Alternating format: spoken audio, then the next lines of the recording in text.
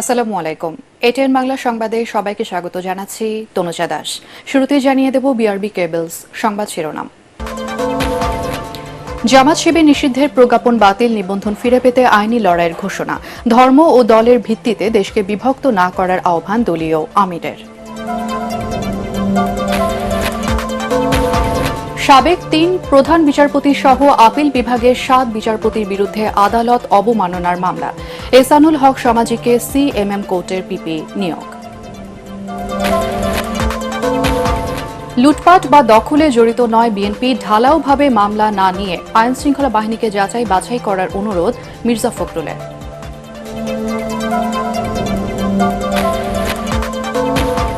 সারা দেশে বন্যা পরিস্থিতির উন্নতি, ভেসে উঠছে ক্ষয়ক্ষতির চিত্র। বিভিন্ন জেলায় নদী ভাঙনে ধসে পড়ছে বাঁধ। অবৈজ্ঞানিক পদ্ধতিকে দুষছেন গবেষকরা। শুনছিলেন বিআরবি কেবলস সংবাদ শিরোনাম, এবারে বিস্তারিত। রাজনৈতিক দল হিসেবে জামাত ইসলামী এবং ছাত্র শিবির নিষিদ্ধ করে স্বরাষ্ট্র মন্ত্রণালয়ের জারি করা প্রজ্ঞাপন প্রত্যাহার করা হয়েছে। এতে অনুমোদন দিয়েছেন স্বরাষ্ট্র উপদেষ্টা। আজই জারি করা হবে নিষেধাজ্ঞা বাতিলের প্রজ্ঞাপন। ছাত্র জনতার আন্দোলনের সময় গত ১ আগস্ট জামাত শিবিরের রাজনীতি নিষিদ্ধ করে প্রজ্ঞাপন জারি করে আওয়ামী লীগ সরকার। নিষেধাজ্ঞা থাকলেও গত ৫ আগস্ট শেখ হাসিনা সরকারের পতনের পরই প্রকাশ্যে রাজনীতিতে আসে জামাত শিবির। প্রজ্ঞাপন প্রত্যাহারের বিষয়ে দলটির আইনজীবী অ্যাডভোকেট মোহাম্মদ শিশির মনির বলেন, স্বরাষ্ট্র মন্ত্রণালয় থেকে নিষেধাজ্ঞার প্রজ্ঞাপন বাতিল করে আজই গেজেট প্রকাশ করা হবে।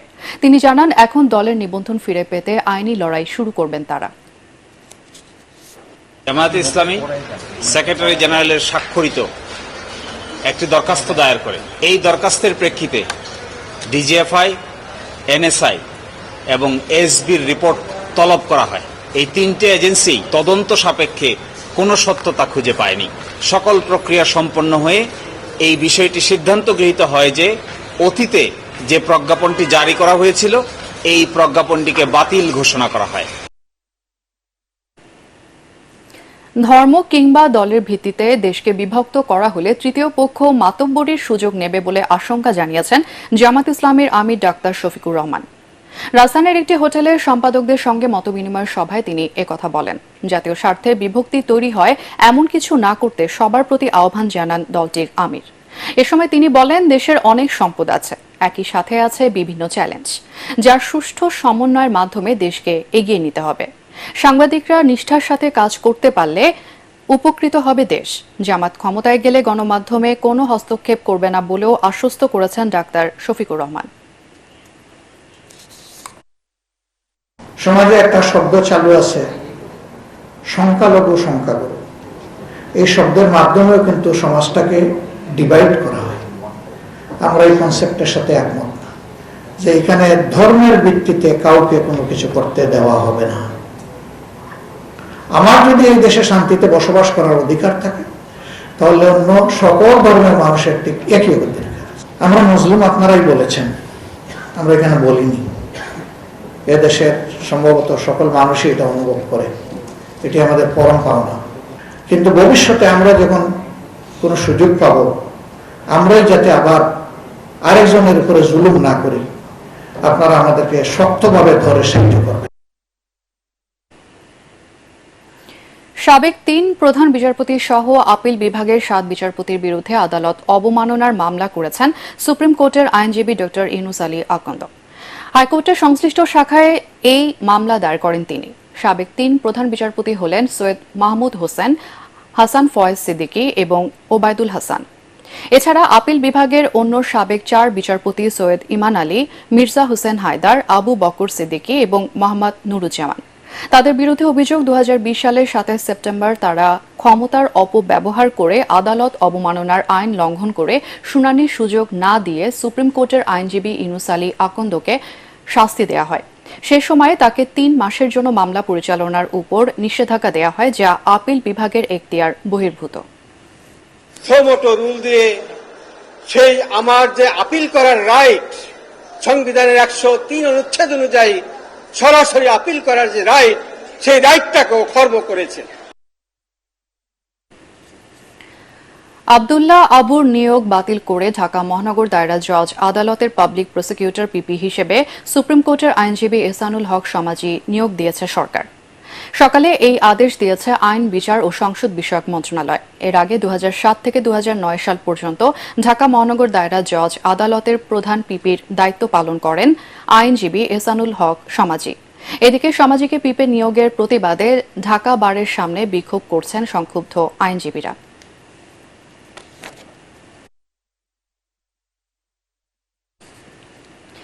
ঢালাওভাবে মামলা না নিয়ে আইনশৃঙ্খলা বাহিনীকে যাচাই বাছাইয়ের অনুরোধ জানিয়েছেন বিএনপি মহাসচিব মির্জা ফখরুল ইসলাম আলমগীর।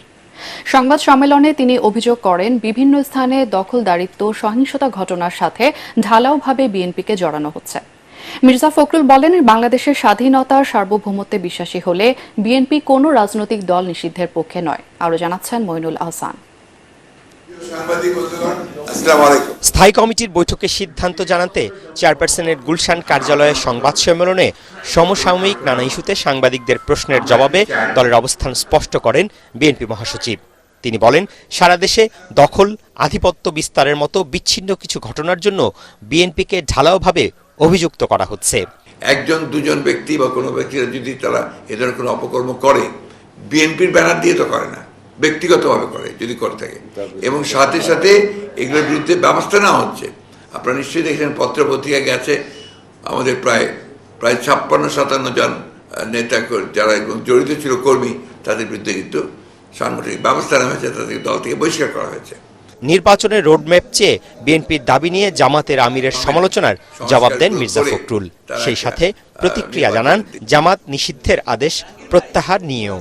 আমরা তো নির্বাচনের জন্যই এতদিন ধরে সংগ্রাম করে এসেছি, লড়াই করে এসেছি। ইন্টারিম গভর্নমেন্ট এসছে এবং সেটা আন্দোলনের মধ্য দিয়ে এসছে, বিপ্লবের মধ্য দিয়ে এসছে। অবশ্যই এই যে ইন্টারিম গভর্নমেন্ট, তাকে সেই যৌক্তিক সময় অবশ্যই দিতে হবে।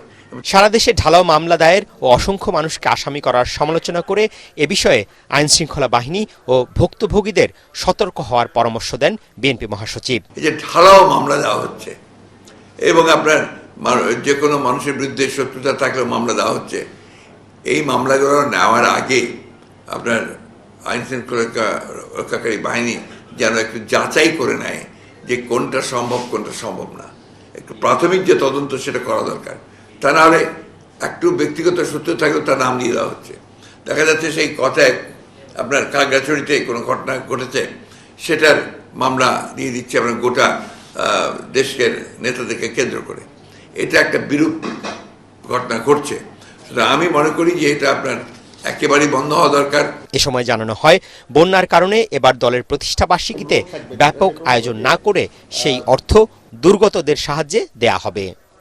মইনুল আহসান, এটিএন বাংলা, ঢাকা। অবশেষে বিপদসীমার নিচ দিয়ে প্রবাহিত হচ্ছে কুমিল্লার গোমতী নদীর পানি। বর্তমানে নদীটির পানি বিপদসীমার 3 সেন্টিমিটার নিচ দিয়ে প্রবাহিত হচ্ছে। এতে বন্যা পরিস্থিতির উন্নতি হচ্ছে। এর আগে গত 22 আগস্ট রাতে গোমতীর পানি বিপদসীমার স্মরণকালে সর্বোচ্চ উপর দিয়ে প্রবাহিত হয়। এতে বুড়িচংয়ে বুরবুরিয়া এলাকার বাঁধ ভেঙে ভয়াবহ বন্যার সৃষ্টি হয়। এদিকে টানা বৃষ্টি এবং উজানের পানিতে এখনও পানিবন্দী নোয়াখালীর বাসিন্দারা। তলিয়ে আছে পথঘাট। এছাড়া চাঁপাই নবাবগঞ্জে গত 24 ঘন্টায় পদ্মা সহ 3টি নদীতে নতুন করে পানি বাড়েনি। এসব নদীর পানি এখনও বিপদসীমার নিচ দিয়ে প্রবাহিত হচ্ছে। তবে নদী তীরবর্তী কিছু নিম্নাঞ্চল ডুবে গেছে। চাঁপাই নবাবগঞ্জ পানি উন্নয়ন বোর্ডের নির্বাহী প্রকৌশলী আরিফুর রহমান জানান, পদ্মা, মহানন্দা ও পুনর্ভবা নদীতে গত 24 ঘন্টায় নতুন করে পানি বাড়েনি। বর্তমানে পদ্মা নদীর পানি বিপদসীমার 1.5 মিটার নিচ দিয়ে বইছে। এছাড়া মহানন্দা নদীর পানি বিপদসীমার 2.4 মিটার এবং পুনর্ভবা নদীর পানি বিপদসীমার 3.05 মিটার নিচ দিয়ে প্রবাহিত হচ্ছে।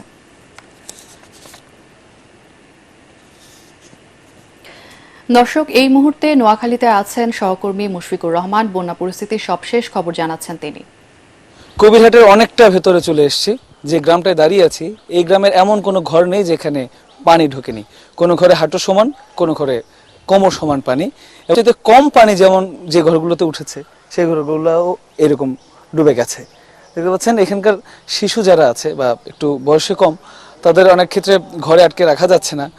পানি বেশ 7-8 দিন যাবত এই এলাকায় আছে। এর ফলে যেটা হয়েছে, শিশুরা খুব রোগাক্রান্ত হয়ে পড়েছে। আমরা গ্রামের বেশ কয়েকটি ঘরে গিয়েছিলাম, সেখানে আমরা দেখেছি যে অনেক শিশুরা কিন্তু রোগাক্রান্ত হয়ে পড়েছে এবং যে আশ্রয় কেন্দ্রটা এখন দেখতে পাচ্ছেন এখানেও কিন্তু বেশ অনেকগুলো পরিবার এখানে এসে উঠেছে তাদের গবাদি পশু এগুলো নিয়ে, এবং এই আশ্রয় কেন্দ্রগুলোতে সংকট কিন্তু দেখা দিয়েছে চাল ডাল বা রান্না করা যে খাবার সেগুলোর। শুকনো খাবার খেতে খেতে এদের অবস্থা খুবই খারাপ, এবং এখানে আমরা এখন যে খবরটা পেয়েছি এখানে শুকনো খাবারও কিন্তু কমে আসছে। এবং শুধু তাই না, এই আশ্রয় কেন্দ্রগুলোতেও কিন্তু এগুলোর সামনে কিন্তু পানি উঠে গেছে, এবং আর যদি পানি বাড়ে এখানে আর 1 ফুট পানি বাড়লে কিন্তু আশ্রয় কেন্দ্রের ভেতরে পানি ঢুকে যাবে। এর ফলে যেটা হয়েছে, অনেকগুলো বিপন্ন মানুষ যারা আশ্রয় নিয়েছে তাদের বাড়ি ঘর রেখে এসে এখানে, তাদের জীবন কিন্তু পুনরায় বিপন্ন। এর ফলে তারা যেটা জানিয়েছেন আমাদেরকে যে দ্রুত যদি পানি কমে না যায় তাহলে সংকট আরো বাড়ার সম্ভাবনা রয়েছে, এবং গ্রাম দিকগুলোতে কিন্তু আরো বেশি মানুষ পানিবন্দী হয়ে তাদের ঘরে আটকা পড়ে রয়েছে, এবং তাদের কাছে দ্রুত ত্রাণ সেবা পৌঁছে দেওয়া জরুরি বলে তারা আমাদেরকে জানিয়েছেন। এই ছিল এখনকার মতো আমার কাছে সর্বশেষ। বৃষ্টি কমার পাশাপাশি পানি নামতে শুরু করায় বন্যা পরিস্থিতির উন্নতি হয়েছে চট্টগ্রামের ফটিকছড়ি, মিরসরাই এবং হাটহাজারী উপজেলার। তবে বন্যার পানি নামার সাথে সাথেই ফুটে উঠছে ক্ষয়ক্ষতির চিত্র। বাড়িঘর, রাস্তাঘাট, ব্রিজ, কালভার্ট, নদীর বাঁধ, শিক্ষা প্রতিষ্ঠান সবখানেই ক্ষতের চিহ্ন স্পষ্ট। এবারের বন্যায় শুধু চট্টগ্রামেই ক্ষতিগ্রস্ত হয়েছে প্রায় 3.5 লাখ মানুষ, আর পানিতে ডুবে এবং বিদ্যুৎ পৃষ্ঠ হয়ে মারা গেছেন 5 জন। চট্টগ্রাম থেকে আরো জানাচ্ছেন সৈয়দ তামিম মাহমুদ। বন্যার পানি ভাসিয়ে নিয়েছে ঘরবাড়ি, জনপদ, আর এতে ভিটেমাটি হারিয়ে নিঃস্ব হুসনে আরার মতো আরো লাখো মানুষ। সব হারিয়ে যেন কথা বলার শক্তিটুকুও হারিয়ে ফেলেছেন তিনি। এখন পরিবার নিয়ে খোলা আকাশের নিচেই তার বাস। তাদের পানি চলে এসে অরাই ইন্দি নিচে জিন্দি পানি চলে এসে তারা কোনো কাম করে নোহারি বেইন নালা নোহারি গেই বেইন। এখানে আমরা ঘর পর্যন্ত দেখতে পারি না, হঠাৎ মানে দেখতে দেখতে পানি মানে 1 গলা পর্যন্ত পানি গেছে। আমার এই ঘরের সম্বন্ধে আপনারা দেখতে পারেন এখানে কতটুকু পানি ঘরে আছে, এখানে সব জায়গাতে। 15 বছর হয়েছে আমার জীবনে এরকম পানি আর দেখিনি আমরা কোনো সময়। 91 দেখছিলাম আরো কম ছিল, এতটুকু ক্ষতিগ্রস্ত হয় নাই। এখন অনেক ক্ষতিগ্রস্ত হয়েছে, একতলা যেগুলো ভবন আছে, বাড়ি আছে, সব ডুবে গেছে। প্রাণহানির পাশাপাশি সড়কেরও ব্যাপক ক্ষয়ক্ষতি হয়েছে ফটিকছড়ি, রাউজান, মিরসরাইয়ের প্রত্যন্ত এলাকায়। পানি নামতেই ফুটে উঠেছে সেই সব ক্ষতচিহ্ন। এসবের পাশাপাশি নতুন করে দেখা দিয়েছে বিশুদ্ধ পানির অভাব আর পানিবাহিত নানা রোগ। তবে দুর্যোগ পরবর্তী সময়ে পুনর্বাসন ও স্বাস্থ্যসেবা নিশ্চিতে সরকারি সেবা সংস্থার পাশাপাশি কাজ করছে বিভিন্ন বেসরকারি এনজিও ও সামাজিক প্রতিষ্ঠান। পানির সংকটটা কিন্তু এখনো আছে, আমরা পানি বিশুদ্ধকরণ ট্যাবলেটও দিচ্ছি এবং কিভাবে খাবে সেটারও আমরা বলে দিচ্ছি। এবং আরেকটা জিনিস হচ্ছে, আমরা ফটিকছড়ির হালদার পাড়ে যেগুলো দেখলাম অনেকগুলো ঘর ভেঙে গেছে। দুর্যোগ অবস্থায় বলবো যারা বিত্তশালী আছে তাদেরকে, তাদের যারা ঘর দুয়ার গরিব মানুষ যারা পড়ে আছে এভাবে তাদের মানে একটু সহায়তা করার জন্য, এগিয়ে আসার জন্য। চট্টগ্রাম জেলা প্রশাসন জানিয়েছে এবারের বন্যায় শুধু মিরসরাই ও ফটিকছড়ি উপজেলায় ক্ষতিগ্রস্ত হয়েছে প্রায় 590 কিলোমিটার রাস্তা, আর ব্রিজ ক্ষতিগ্রস্ত হয়েছে 125টি। অন্যদিকে 7 উপজেলায় ক্ষতি হয়েছে 1,53,103 হেক্টর জমির আউশ ও আমন ধান এবং গ্রীষ্মকালীন সবজি। সৈয়দ তামিম মাহমুদ, এটিএন বাংলা, চট্টগ্রাম। বন্যার পানি নামার সাথে সাথে দক্ষিণাঞ্চলের বিভিন্ন জেলায় দেখা দিয়েছে নদী ভাঙন। তীব্র স্রোতে অনেক স্থানে ধসে পড়ছে বাঁধ। নদী ভাঙনের শিকার হয়ে বারবার ভিটেমাটি হারানো উপকূলের বাসিন্দাদের দাবি স্থায়ী সমাধানের। পানি সম্পদ এবং জলবায়ু পরিবর্তন বিশেষজ্ঞ অধ্যাপক ডক্টর আইনুন নিশাত বলেন, নদীর তীর সুরক্ষায় অবৈজ্ঞানিক পদ্ধতিতে বাঁধ দেয়ায় রাষ্ট্রের অর্থ খরচ হলেও টেকসই হচ্ছে না এসব বাঁধ। আরও জানাচ্ছেন মিজান শাহজাহান। যে বাচ্চা দুষ্টামি করে না, বুঝতে হবে যে সে অসুস্থ, তার কোনো প্রবলেম আছে। একইভাবে যে নদী পার ভাঙে না, বুঝতে হবে তার কোনো প্রবলেম আছে। একুল ভেঙে অকুল গড়া নদীর স্বাভাবিক বৈশিষ্ট্য হলেও পরিকল্পনায় দুর্বলতার খেসারত হিসাবে অনেক সময় বাঁধ টেকসই হয় না বলে জানান এই পানি সম্পদ বিশেষজ্ঞ। বরিশাল জেলার মেহেন্দিগঞ্জ উপজেলার উলানিয়াকে মেঘনা নদীর ভাঙন থেকে রক্ষায় 386 কোটি টাকা ব্যয়ে কংক্রিট ব্লকের বাঁধ দেওয়া হয়। বৃহত্তর নোয়াখালী অঞ্চলের বন্যার পানি ডাকাতিয়া নদী হয়ে মেঘনার মোহনা দিয়ে নেমে যাচ্ছে বঙ্গোপসাগরে। এতে মেঘনা নদীতে পানির চাপে উলানিয়াকে রক্ষার জন্য বসানো 386 কোটি টাকার বাঁধ জলে ডুবতে শুরু করেছে। আমাদের দেশে পাথর নেই, কাজে পাথর বিদেশ থেকে ইম্পোর্ট করতে হয়। আমরা পাথরের অভাবে কংক্রিট ব্লক কিংবা জিও টেক্সটাইল ব্যাগের মধ্যে বালু ভরে সেটা ব্যবহার করি। কংক্রিট ব্লক হলেই কাজ করবে তা না, কংক্রিটের ব্লকের ওজনটা কত, কোন ঢালে রাখা হয়েছে, অনেক ফ্যাক্টর আছে, সেই ফ্যাক্টরগুলো রাখলে ঠিক আছে। শুধু দক্ষিণাঞ্চল নয়, বন্যার পানি পুরোপুরি নামা শুরু হলে নদী ভাঙন দেখা দেবে অন্যান্য স্থানেও। ফলে একটি দুর্যোগের ক্ষত শুকানোর আগেই আরেকটি বিপর্যয়ের মুখোমুখি হতে হবে উপকূলীয় এলাকার বাসিন্দাদের। তথাকথিত বিশেষজ্ঞরা যে ভুলটা করেন, আমরা নদীতে যতটুকু পাড়টা দেখতে পাই তলদেশ পর্যন্ত, এইখানে আমরা কিছু কাজ করতে চেষ্টা করি, কিন্তু বর্ষার সময় নদীর তলদেশ অনেক নিচে চলে যায়, কাজে ওই ডিজাইনটা কমপ্লিট হয় না। এটা না জানার কোনো কারণ নেই, যে কোনো প্রকৌশলীর জানতে পারা উচিত। পানি বিশেষজ্ঞ আইনুল নিশাত আরো বলেন, বড় বাজেটে অবকাঠামো নির্মাণ করলে উন্নয়ন হয় না যদি তা প্রকৌশলগত দিক থেকে টেকসই ও আন্তর্জাতিক মানের না হয়। ভারতের যে অংশ, মিজান শাহজাহান, এটিএন বাংলা, ঢাকা। আর্থিক খাতে আগামী 1 মাসের মধ্যে আরও পরিবর্তন আসবে বলে জানিয়েছেন বাংলাদেশ ব্যাংকের গভর্নর আহসান এইচ মনসুর। বাংলাদেশ ব্যাংকে সুশাসনের ঘাটতি দূর করা হবে বলেও জানান তিনি। দুপুরে সংবাদ সম্মেলনে গভর্নর এসব কথা বলেন। এস আলমের দখলে থাকা ব্যাংকগুলোতে সংস্কার করা হচ্ছে জানিয়ে তিনি বলেন, এখনো পর্যন্ত 6টা ব্যাংকের পরিচালনা পরিষদ পুনর্গঠন করে দেওয়া হয়েছে। ইসলামী ব্যাংকের মালিকানা আপাতত সরকারের হাতে আছে বলেও জানান কেন্দ্রীয় ব্যাংকের গভর্নর। নতুন বোর্ড স্বাধীনভাবে কাজ করবে, কোনো অনিয়ম মেনে নেওয়া হবে না বলে হুঁশিয়ারি দেন আহসান এইচ মনসুর। এ সময় গভর্নর আরও বলেন, নতুন করে ডলার বিক্রি করা হবে না, এতে রিজার্ভ বাড়বে। কিভাবে এই ব্যাংকগুলোকে চিন্তা ভাবনা চলছে, কোন মডেলে করব। আমরা বিদেশি সহযোগিতাও চাইব, দেশীয় আমাদের যারা আমাদেরকে সাহায্য করতে চাইবেন, যোগ্য সুযোগ্য ব্যক্তি আছেন, তাদের কাছে আমরা নিব। এবারে আল আরাফা ইসলামী ব্যাংক অর্থ সংবাদ।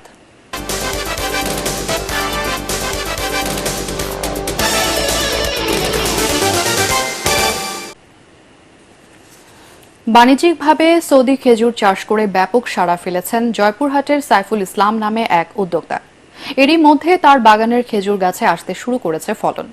তার দেখাদেখি অনেকেই আগ্রহী হয়ে উঠছেন সৌদি খেজুর চাষে। এতে সার্বিক সহযোগিতার আশ্বাস দিয়েছে স্থানীয় কৃষি বিভাগ। জয়পুরহাট প্রতিনিধি রফিকুল ইসলাম রফিকের রিপোর্ট, জানাচ্ছেন তামান্না জেনিফার। জয়পুরহাটের আক্কেলপুর উপজেলার মুনজিয়া গ্রামে প্রায় 24 লাখ টাকা খরচ করে সৌদি খেজুরের চারা লাগান ইলেকট্রিক ব্যবসায়ী সাইফুল ইসলাম। উদ্বুদ্ধ হয়েছিলেন ইউটিউবে খেজুর চাষের খবর দেখে। প্রায় 450 সৌদি খেজুরের গাছ আছে তার বাগানে। এতে রয়েছে আজওয়া, মরিয়ম ও আম্বারা সহ 10 প্রজাতির সুস্বাদু খেজুর। এরই মধ্যে গাছে ধরেছে খেজুর, পাশাপাশি চারা বিক্রি করেও ভালো আয় করছেন সাইফুল। আমার এবারে 60টি গাছে ফল আছে, কোনোটা 9 বাঁধা, কোনোটা 2 বাঁধা, 3 বাঁধা, 1 বাঁধা। এবং এখন আমি যে খেজুর খেয়েছি এবং 10 খেয়েছে, তা সবাই বলে খুশি যে মিষ্টি, ওইরকম মিষ্টি। প্রথমে তার উদ্যোগকে এলাকার অনেকেই গুরুত্ব না দিলেও এখন ফলন আসায় অবাক এলাকাবাসী। আমরা তো প্রথমে মনে করেছিলাম যে বোধহয় উনি এখান থেকে কোনো উন্নতি লাভ করতে পারবে না, কিন্তু এখন দেখতেছি বাগানে খেজুর ধরেছে। এখানে নাকি আরবের খেজুর চাষ করা হয়, তো সেই কথা শুনে আমি আসছি দেখতে। তো এসে দেখি যে এখানে অনেক বড় জায়গা জুড়ে শয়ে শয়ে খেজুরের গাছ। গ্রাম অঞ্চলে পাড়াগায়ে যে এরকম সৌদি খেজুরের একটা চাষ হয়েছে, এটা আসলে গর্বের একটা ব্যাপার। সৌদি খেজুর চাষের সম্ভাবনার কথা জানিয়ে সার্বিক সহযোগিতার আশ্বাস দিয়েছে স্থানীয় কৃষি বিভাগ। জয়পুরহাটের মাটি চাষের জন্য উপযোগী হওয়ায় সৌদি খেজুর চাষ সম্ভাবনার দ্বার খুলবে বলে মনে করছেন সংশ্লিষ্টরা। Bureau report, ATN Bangla. এবারে পাটেক্স খেলার খবর।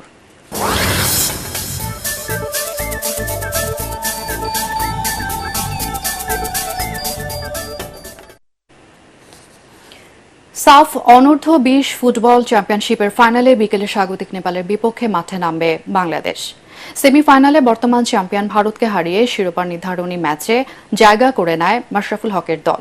এর আগে গ্রুপ পর্বে শ্রীলঙ্কাকে 2-0 গোলে হারালেও এই নেপালের কাছে 2-1 গোলে পরাজিত হয় লাল সবুজ দলের প্রতিনিধিরা। কোচ মারুফুল হক বলেন, নিজেদের সামর্থ্য অনুযায়ী খেলতে পারলে প্রথমবারের মতো যুব সাফের শিরোপা জেতার স্বপ্ন পূরণ হবে তাদের। কাঠমান্ডুর আনফা কমপ্লেক্সে বিকেল 2:45 মাঠে নামবে দু দল।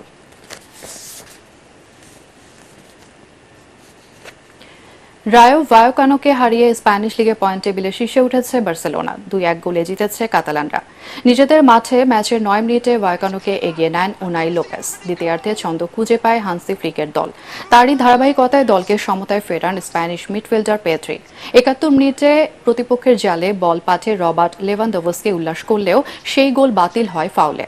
অবশেষে 82 মিনিটে অভিষিক্ত ডালি ওলমোর গোলে জয় নিয়ে মাঠ ছাড়ে বার্সেলোনা। তাতে 3 ম্যাচে 9 পয়েন্ট নিয়ে শীর্ষে উঠল কাতালানরা। সৌদি প্রো লিগে আল ফাইহারকে 4-1 গোলে হারিয়েছে আল নাসর। তাতে নতুন মৌসুমে প্রথম জয় পেয়েছে ক্রিস্টিয়ানো রোনালদোর দল।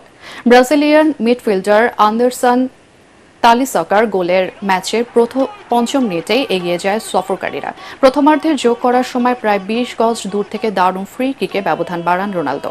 ক্যারিয়ারে এই নিয়ে 64 বার সরাসরি ফ্রি কিকে গোল করলেন পর্তুগিজ মহাতারকা। এরপর 85 মিনিটে স্কোর লাইন 3-0 করে জয় প্রায় নিশ্চিত করে ফেলেন মার্সেলো ব্রোভোরিচ। তালিসকার দ্বিতীয় গোলে বড় জয় নিয়ে মাঠ ছাড়ে আল নাসর।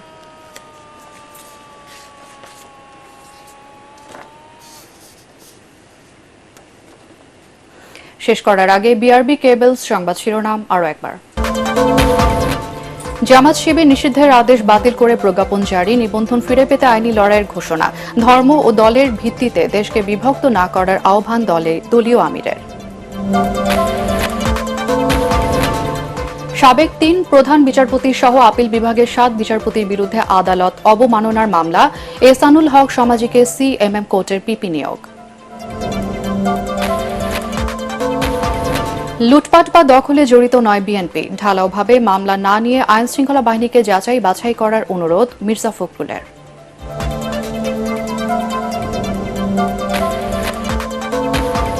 সারা দেশে বন্যা পরিস্থিতির উন্নতি, ভেসে উঠছে ক্ষয়ক্ষতির চিত্র।